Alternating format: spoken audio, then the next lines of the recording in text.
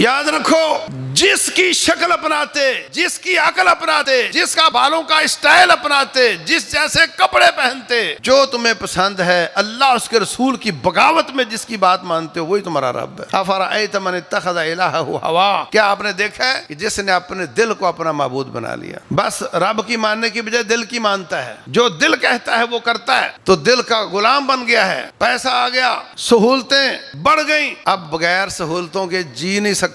اس کو دشمن آ کر کے دھمکائے گا، یہ تو ہینڈز اپ ہو جائے گا، مجھ سے نہیں لڑا جاتا، غلام ہے یہ، جب تک دشمن نہ آئے یہ اس وقت تک آزاد ہے، جب وہ آ جائے گا یہ غلام ہے، یہ کھڑا نہیں ہو سکتا، یہ اپنی خواہشات کا، اپنے مطالبات کا، اپنی سہولتوں کا غلام ہو چکا ہے۔ تو یاد رکھو،